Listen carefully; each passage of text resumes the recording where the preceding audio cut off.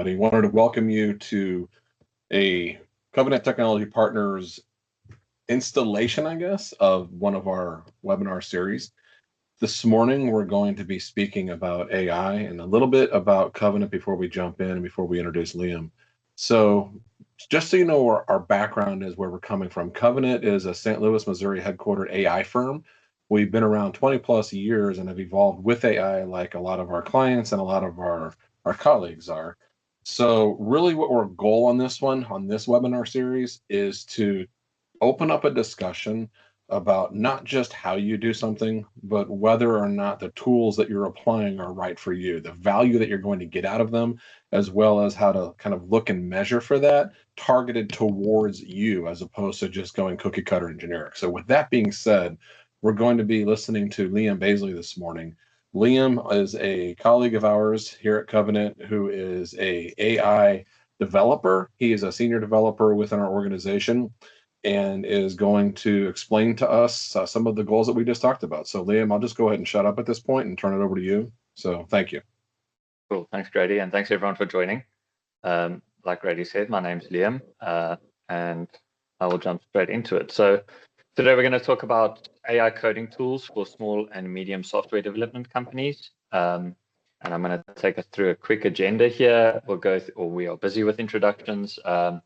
And then we'll talk about evaluating models and agents for your team. There's a lot out there right now, and it can be difficult to kind of cut through the noise and find what is best for your team. Then we'll talk about cost management, value for money hacks, and some upcoming pricing trends. We'll talk about driving and measuring adoption of agentic coding practices, provisioning and managing access for your development teams, and then how you can protect your code and your IP. And those last three bullet points will be focusing on GitHub Copilot specifically. So yeah, let's jump into it. If anyone has any questions, please feel free to drop them in the chat. I can't see the chat at the moment, but Grady will let me know if there is anything that comes up there. So who am I? I am, like Grady said, my name's Liam. I'm a senior consultant in the app dev department at Covenant. I've been doing AI-assisted coding since 2023, obviously starting with ChatGPT and kind of using it as a search engine, bouncing questions off of it, copy and pasting code snippets. And now we're at the point where we're writing a large volume of our code at Covenant with agentic coding tools. I am also South African. That's why I have a funny accent. If there is anything I say during the webinar that you don't quite catch, please drop it in the chat. I'd be happy to verify that. I know some people struggle with the accent a little bit. So there are really three major groups of problems that we're seeing at the moment. Number one is the overwhelming list of options that are out there. There are so many model providers, and there are new ones, it feels like, coming out every week. There are so many models to evaluate. There's a lot of conflicting information and marketing and kind of this overwhelming hype and this feeling that you're missing out if you're not using the latest and greatest tooling. Then there's the price management problem. Things are getting expensive. With agentic approaches, you're using a lot of tokens.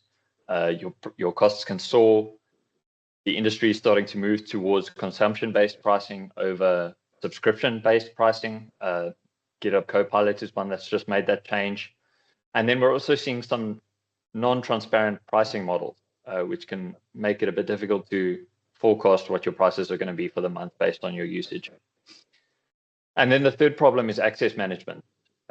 Everyone in your team wants to try every single tool that's out there. Everyone wants to get their hands on the latest and greatest. So how do you keep track of all those accounts, and how do you manage access? And are there ways that you can make that easier and more streamlined and centralized access management and billing while keeping things secure and protecting your IP? Covenant is a smaller company. As a small company, you don't have the same resource availability as the tech giants that let their staff run wild with AI, who have uncapped token budgets. In a small company, your budgets and time are constrained, and you need to make smart decisions that protect your company And we want to help you do that. We're a small company too, and we want to share the things in this webinar that we've observed and that are working for us so that you can use them as well in your AI adoption journey. So jumping straight into it, we're going to open up talking about models and what's available out there. We obviously have the 5 big providers, which are Anthropic, OpenAI, Google, Meta, and xAI. And then we have some interesting open source options like DeepSeek, Kimi, and Qwen.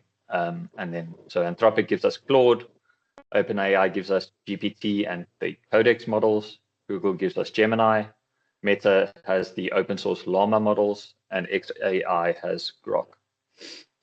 And then we have model subfamilies, which can make things a bit confusing sometimes. So Anthropic does the Claude models, but beneath that, it's got Opus, which is the kind of flagship model.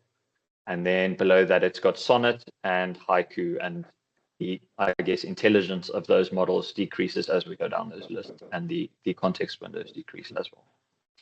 OpenAI similarly has ChatGPT. The GPT-5 series is their flagship model. And then as we go down those lists, it decreases in intelligence, thinking capabilities, and context windows. And so there's all these models out there, and we want to evaluate them. We want to know which one's best for our business and which one's best for our use case. And surprisingly, those metrics can be difficult to come by. There are a lot of graphs out there that are not objective. They have a manipulated y-axis, so the difference between the models looks greater than it is. Benchmarks are a tool in your belt, but they can be manipulated. We've seen, I've got a point there about benchmarking, which is these model providers training their models specifically on the content of benchmarks, publicly available benchmarks, so that they look better at them than they are. And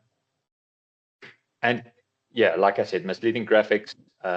So benchmarks are useful, but they're one tool in your belt, and you kind of want to use them to monitor overall trends. And you want to use benchmarks that are provided by third-party independent providers to remove bias. So a lot of the big providers do provide benchmarks, but it's better to go with a third-party provider because they don't have as much skin in the game and as much reason to misrepresent the findings. So I have 3 platforms here that I use regularly. Number one is artificialanalysis.ai.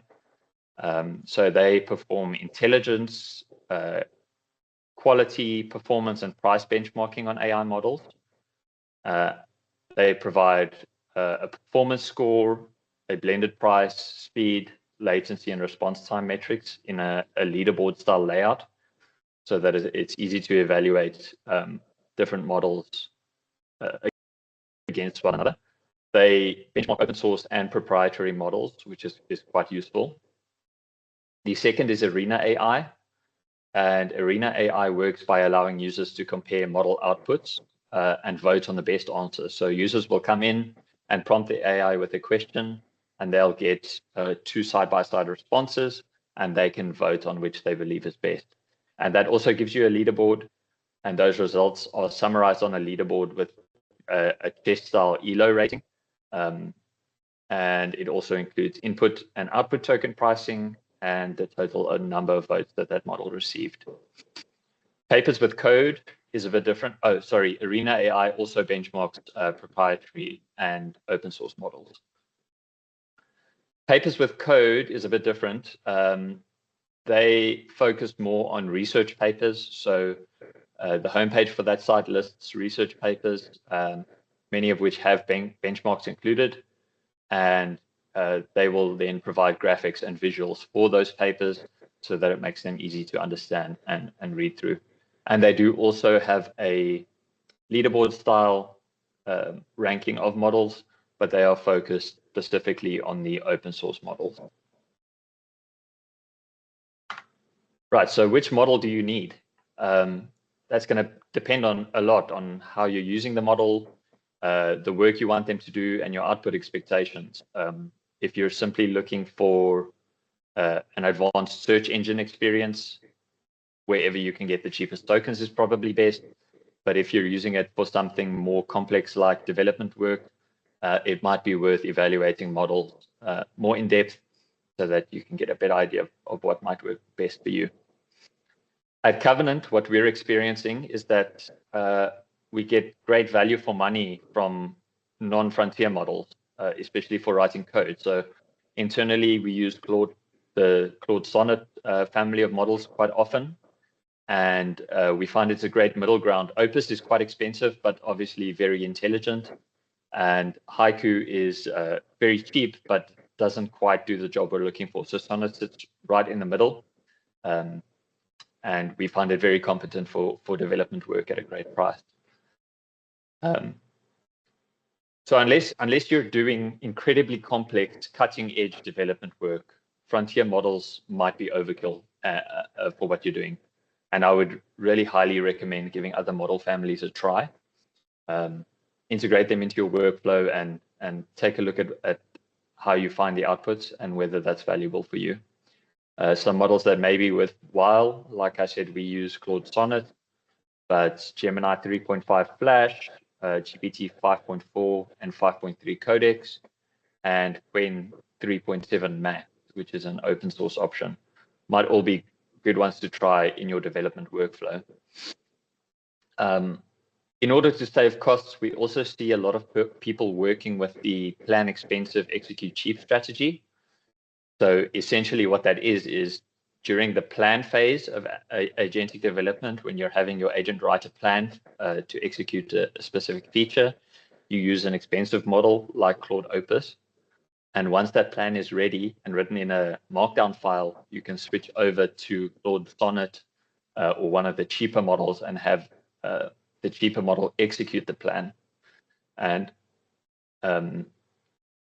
those more expensive models ask better questions during the planning phase. They evaluate edge cases better, and they find more simple solutions to your problem.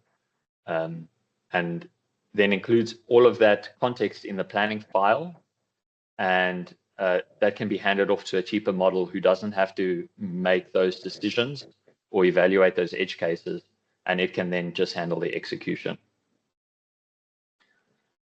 A lot of people seem to be finding a great value for money combo in open source models as well, like Kimi and Qwen or DeepSeek.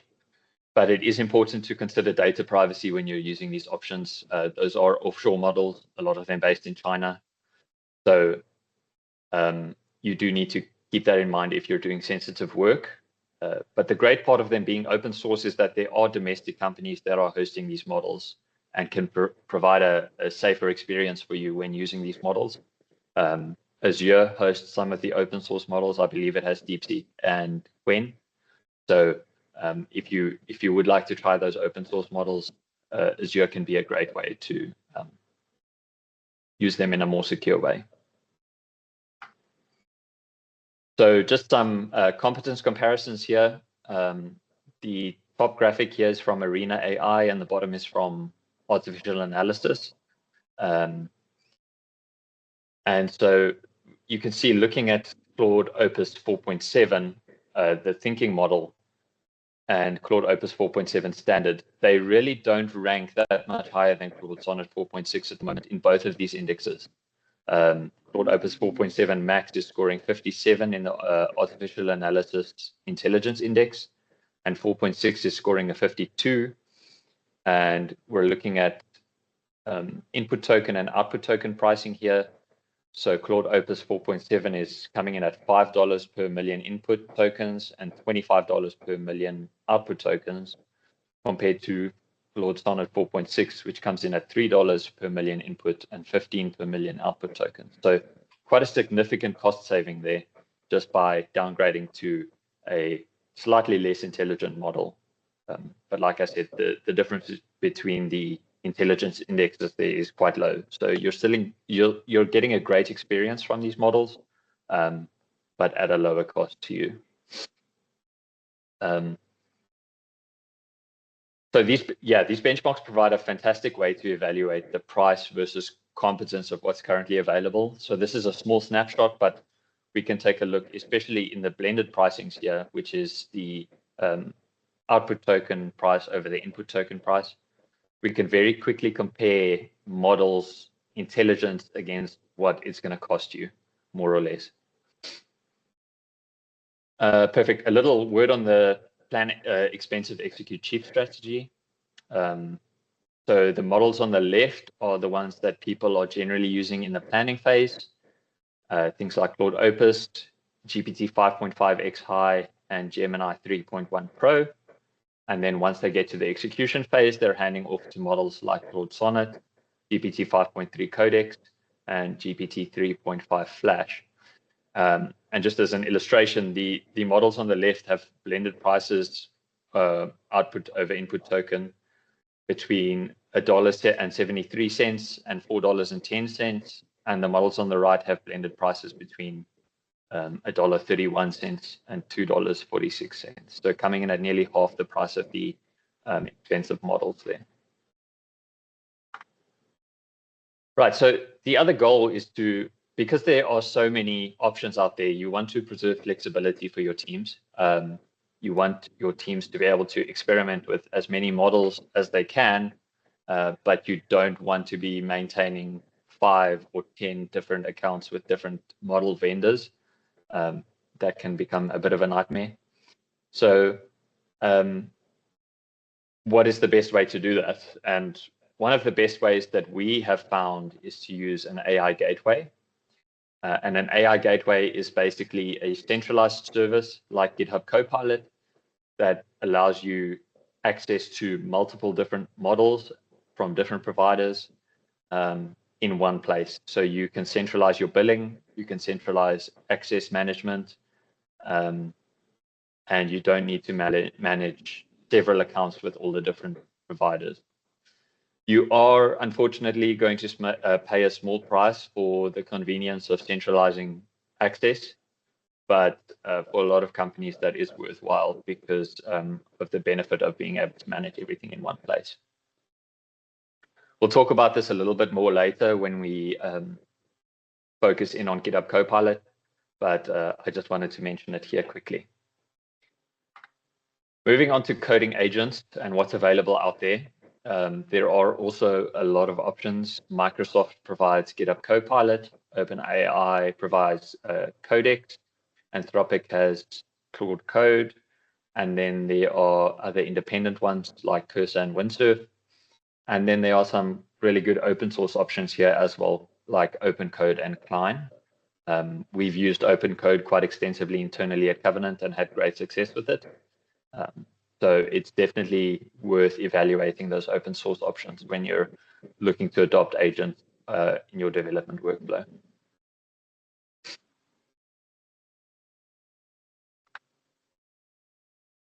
So some of the trends that we're seeing around coding agents, we internally are seeing limited benefit from chasing a single best coding agent.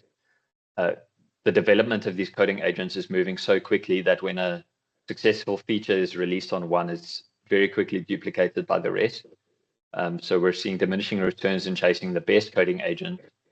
And since the underlying models are the same, the competitive differentiation in agents is based on features, but those features are duplicated so quickly. So we're really seeing a greater productivity increase from becoming a power user in 1 or 2 agents rather than chasing the best one.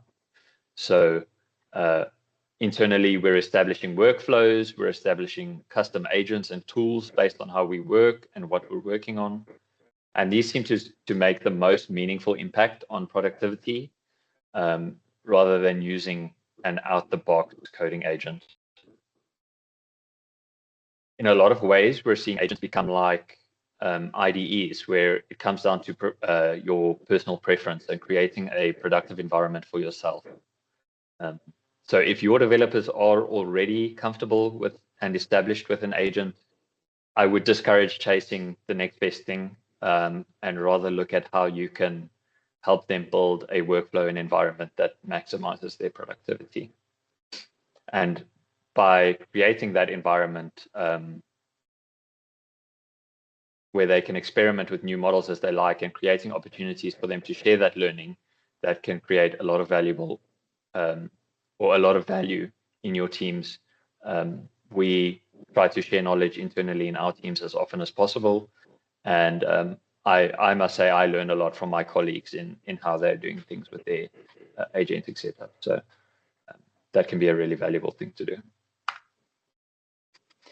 Then let's talk about future pricing expectations. We'll start with the bad. Currently, it looks like frontier models are priced below what they cost model providers to run. So the price you're paying per million input or output tokens is below what it costs the model providers to serve those tokens to you. The price of inference is currently being subsidized by venture capital. We've seen a lot of venture capital money go into these leading AI firms, but venture capital will run out eventually, and prices are going to need to adjust accordingly.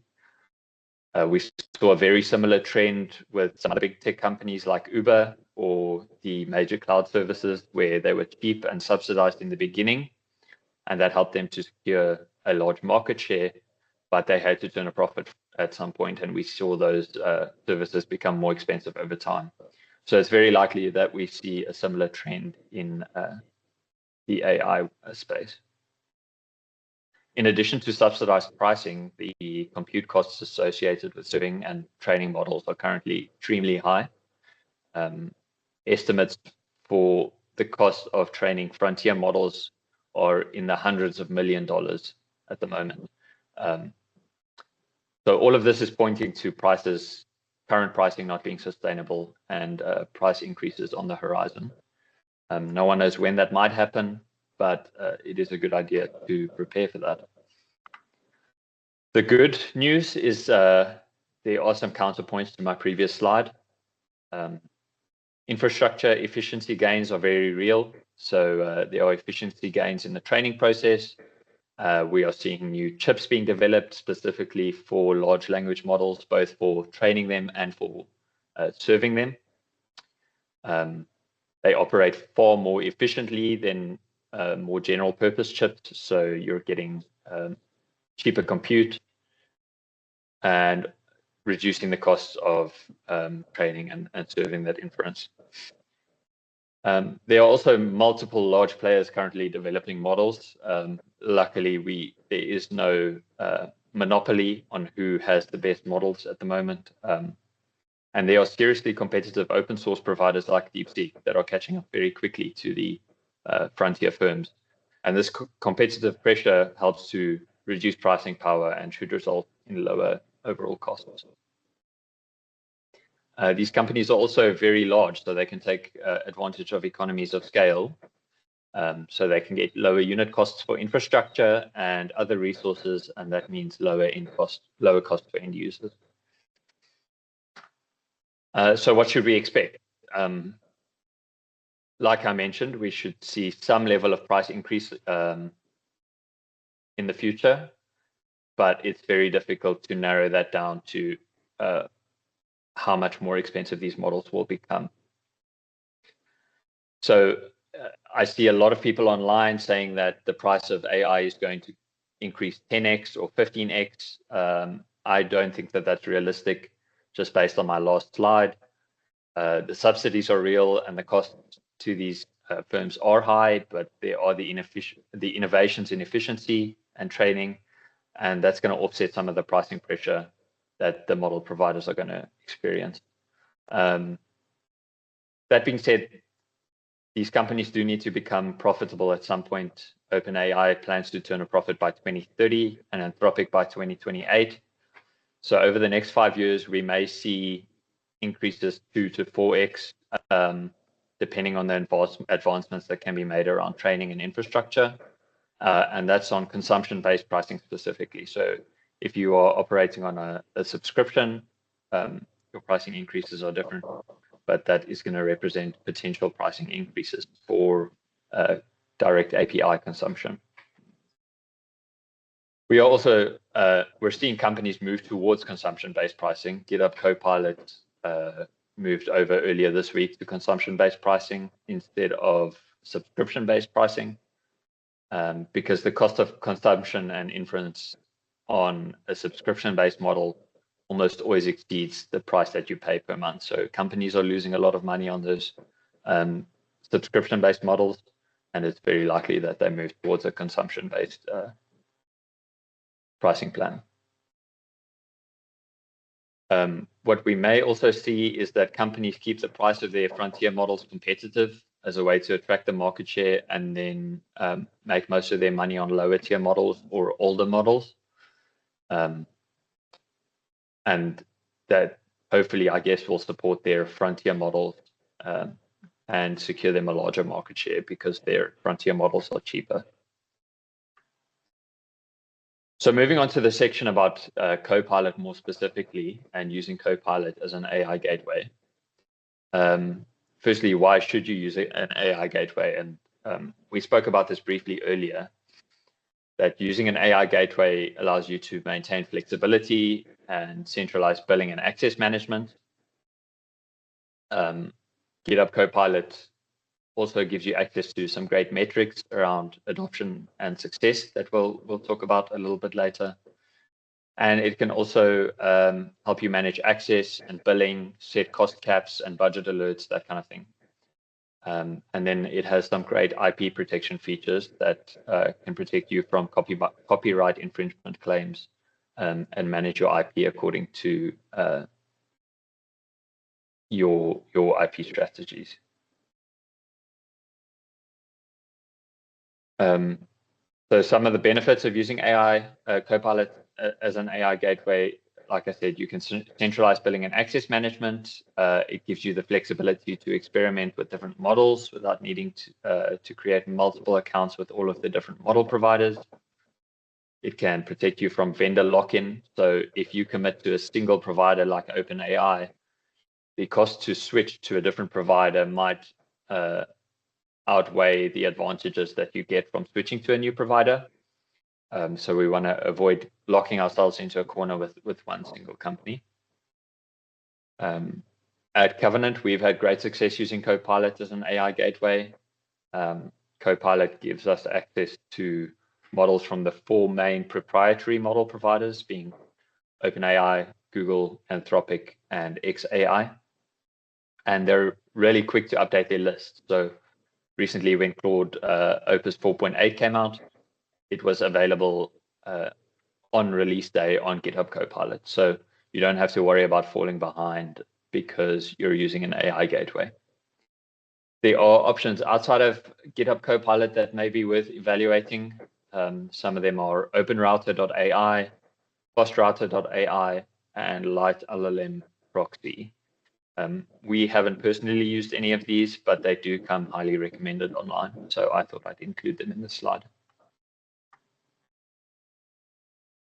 So like I mentioned, Copilot offers some great adoption and success metrics. And I want to take you through what's available, and then some of the shortfalls that we found around those metrics and how you can potentially compensate for those shortfalls.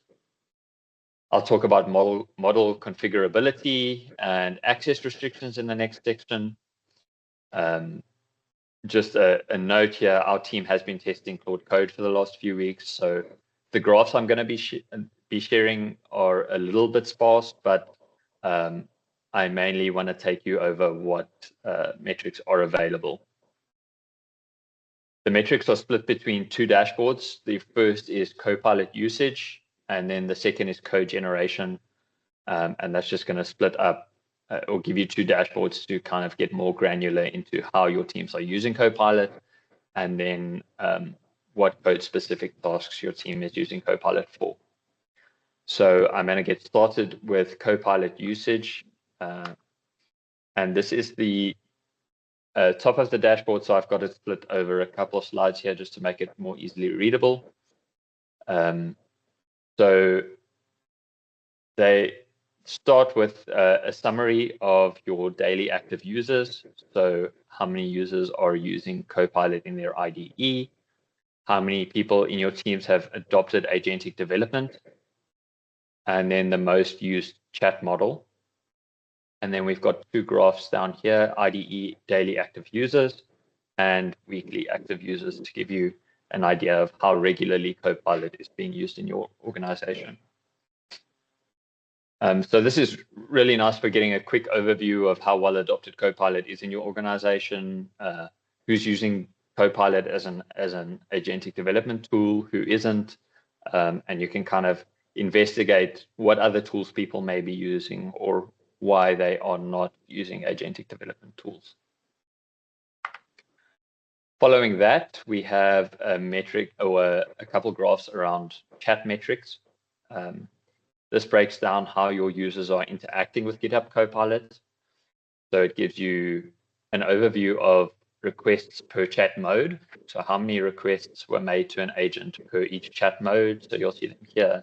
Edit, ask, agent, custom, which would be custom agents, inline, and plan. So that's the plan phase that we spoke about earlier. And then agent and edit are both agentic modes, and ask is more of a search engine experience. It tells you code completions shown versus accepted. This can be a great indication of if the model that you're using is working for your team. And so this is the inline suggestions that GitHub Copilot shows within your IDE. So as your developers are typing, it's like an intelligent autocomplete. And if you're seeing a high number of suggested completions and a low number of accepted completions, it might be a good idea to switch out the model that you're using for code completion specifically. And then we have a percentage representation of that code completions ratio, just to give you another view to break that down. Following that, we have model usage per day. This gives you a good overview of what models your developers are using and what chat modes they are being used in. So it shows models used per day, and that'll be a breakdown graph of which models were used on a specific day in GitHub Copilot. It tells you which models are being used overall. So you can see when this data was generated, we were using Claude Sonnet 4.5 heavily. We've since moved on to 4.6 and some other models. And then it shows which chat modes models are being used in. So this one specifically is good as a measurement of the plan expensive, execute cheap strategy that we spoke about earlier. So you can see which models are being used in which chat mode. So you can see it's broken down by edit, ask, agent, custom, plan, and inline. And so you should be looking for heavy usage if you want to use that strategy, heavy usage of expensive models in the plan mode. So I would expect things like Claude Opus in plan mode, and then cheaper models in agent mode, like Claude Sonnet 4.6. And then it's got a breakdown of language usage. So this is another interesting section which gives you a breakdown of what programming languages models are being used on. So it outlines your language usage per day. So that's which language your developers are using agents on day by day. The overall language usage breakdown. So that's a donut chart of which languages your developers are using. And then which models are being used by which programming language. So this provides great insight into which models are being used for which specific tasks. So are there models that your developers favor for writing code versus writing documentation? You can identify if expensive models are unnecessarily being used for writing documentation. So you can identify areas where you can save costs here. So if your developers are using Opus for documentation, it might be worth recommending that they move down to something like Gemini, just to save some costs on documentation writing tasks. Then the other dashboard that we have is the code generation dashboard. So I've got everything summarized on one page here. It is a smaller dashboard. And this covers metrics around how your code is being generated. So you're greeted with the summary on the left here, and that outlines how many lines of code were changed with AI, what percentage of lines changed were contributed by an agent, and what an average number of lines, or what the average number of lines deleted by your agent was. And then it gives you a great overview of the lines of code added versus deleted by agents per day. So you can see how your code bases are changing based on agentic usage over time. And then the section on the right contains 6 graphs, which contrast on the left user-initiated but AI-assisted code changes, and then on the right agent-initiated changes. And so the difference there is everything on the left is going to be within the chat experience. So in the Copilot chat window, if your developers are writing questions and Copilot is suggesting code, that's code that they've taken and copy and pasted from there, or it is inline completions. And then on the right is completely autonomous agentic changes. So your developers are giving an agent a spec, and the agent is going and writing the code based on that spec. So the 6 graphs measure on the left user-initiated code changes versus agent-initiated code changes. So that's a great measure of how heavily agents are being adopted. Are your developers using inline suggestions mostly, or are they actually doing full-on agentic development? Then you've got user-initiated code changes versus agent-initiated code changes by model. So that will give you a breakdown of which models are being used for which tasks, which models are being used for agentic development versus which are being used for code completions and in the chat window. And then you have user-initiated code changes per language versus agent-initiated code changes per language, per programming language specifically. And that's a great indicator of whether there are some languages your developers trust agents with more than others. We skipped a couple. So some of the shortfalls of these metrics, while they are great metrics and they do provide a lot of interesting and useful information, they have some shortfalls that you should be aware of so that you can compensate for them. The main one being that these are not productivity metrics. These are not measuring how many more pull requests are coming through per month, how many lines of code are being written, how much more quickly you are closing tickets compared to before you started using AI. And I think that's the big question on everyone's mind right now is you want to know how much more productive your developers are before and after AI usage. And these metrics, unfortunately, just don't really answer that. They can give you an idea of adoption, but for this data to be meaningful from a productivity perspective, you would need to supplement it with metrics like pull request volume, time to complete tickets, etc. And GitHub does allow you to download and extract the data behind these graphs so that you can build a data pipeline where you compare those two metrics. So GitHub will also provide you with metrics around how long pull requests take to be closed, or how long it takes for a ticket to become a pull request. So it is possible to combine that data and get more rich insights from that. For the data to be meaningful, you also need good data from before AI was adopted, or you need to start your measurements soon into the adoption process. While that is the best way to get the most meaningful data, if you have agentic practices set up already, that doesn't mean that you can't get valuable data out of this, but you would more be looking for long-term trends in the data.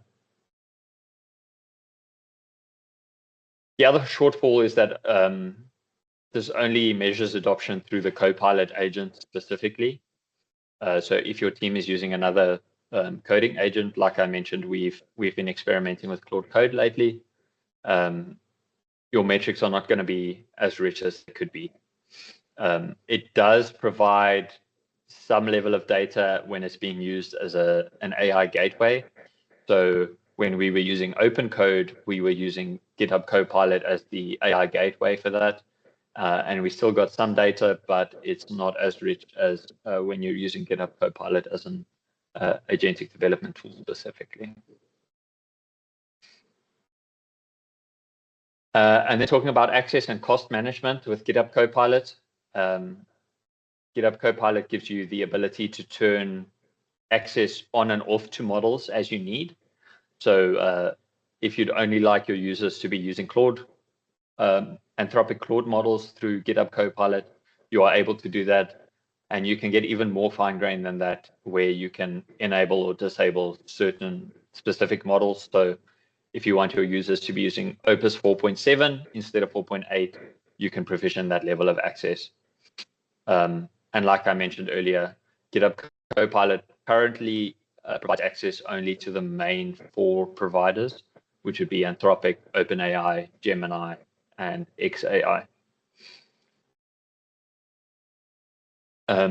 Copilot gives you an easy way to assign and revoke seats to people in your organization as well. So if you have employees leave, it's easy to revoke their seats and assign them to another user. There's not too much juggling involved in trying to remove or assign access.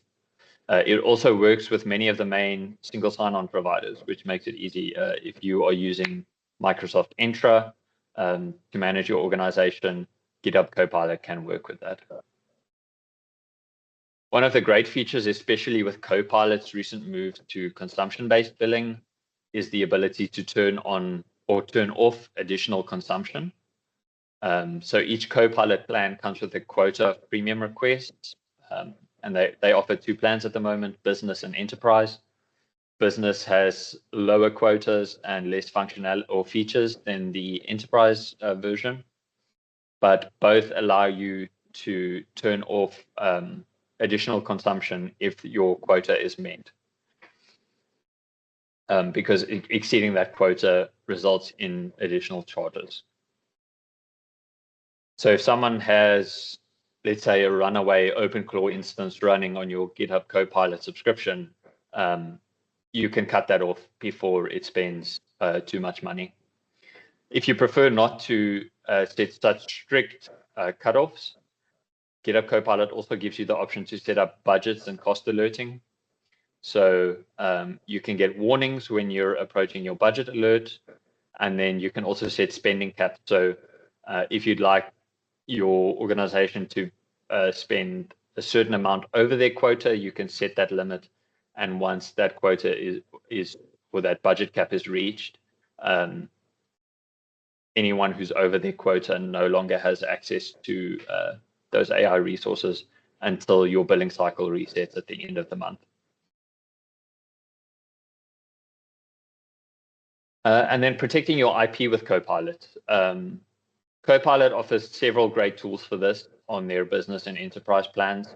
And I think that this is a very scary area for a lot of companies, because AI was trained on open source code bases.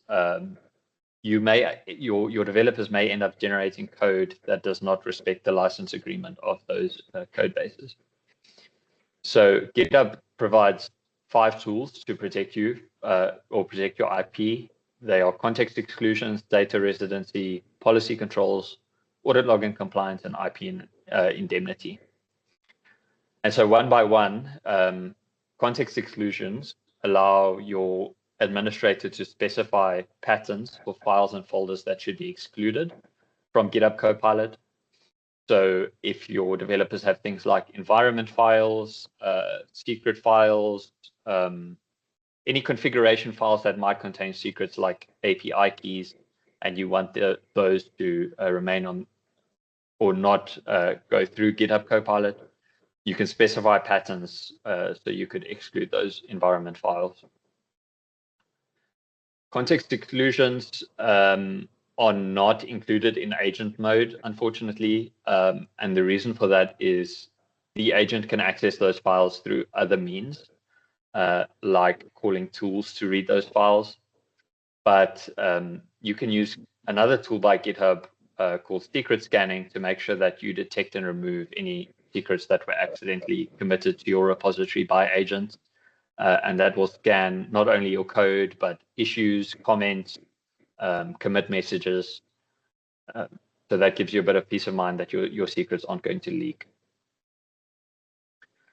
GitHub provides data residency tools, like I mentioned, that allows you to choose where you want your data to be stored and processed. And it moves your repository and content and your Copilot usage and metrics to your data residency location. The caveat there is that prompts sent to LLM inference may be processed in other regions, but all of your IP and your data will still exist within your data residency location. GitHub provides policy controls so that you can enable, disable, and restrict Copilot features across your organizational hierarchy. So you can control who has access to GitHub Copilot in their IDE, who has access and whether GitHub Copilot on GitHub is enabled. So if you want Copilot to be able to manage pull requests or make security updates to pull requests, you can turn that on or off. You could turn on or off access to Copilot coding agent. Like I mentioned, you can manage model availability, and then you can turn on or off whether GitHub Copilot is used with third-party agents like Codex, Claude, and OpenCode. For audit logs and compliance, GitHub does log Copilot-related administration events like license agreements and removals, policy changes, coding agent activity, and model selection policy changes. Unfortunately, individual prompts are not logged and chat content is not logged, but it does log any administrative level events so that you can go back and track that if need be. And those logs are retained for 80 days. And then the big one, IP indemnity. GitHub and Microsoft actually provide legal indemnification against third-party claims of IP infringement for all of their business and enterprise subscription users. And so that includes a legal defense and payment of damages if you are found guilty of copyright infringement as a result of using agentic coding tools. So that covers GitHub Copilot Business, GitHub Copilot Enterprise clients, and then Microsoft Volume licensing customers. The very important note here is that you have to turn on the setting to block suggestions from matching public code. And that's a filter within your GitHub settings that filters out any suggestions that match code from publicly available repositories. And if that is not on, you are not covered under GitHub and Microsoft legal indemnification. So that's very, very important to check if you want to make use of their IP indemnity. And then importantly as well, GitHub does not use Copilot business or enterprise customer data to train their AI models. So you can rest assured that any code that GitHub Copilot is working on while you use it is not going into the training data and will not be replicated in future by someone else using GitHub Copilot as an agent. Business and enterprise customers' data is covered by their data protection agreement, which prohibits such use without customer authorization. So another important item there is you need to make sure in your settings that you have disabled GitHub training on the data that you provide them. And so that wraps up more or less the webinar. We have some next steps here if you'd like to learn more. We have lunch and learn opportunities or other opportunities. So if you'd like to learn more about configuring GitHub Copilot for your teams or how to get your teams to adopt agentic tools, or if you want help evaluating models for your company's use case, or if you'd like us to help you configure your agentic coding environment for success, we would be very happy to do that. So reach out to myself or Grady on the call or Michelle or Sydney, and they would be able to help you getting that set up. Thank you for joining. Thanks for listening. And I'm going to move on to closeout and Q&A. If anyone has any questions, please let me know. But thank you all for joining.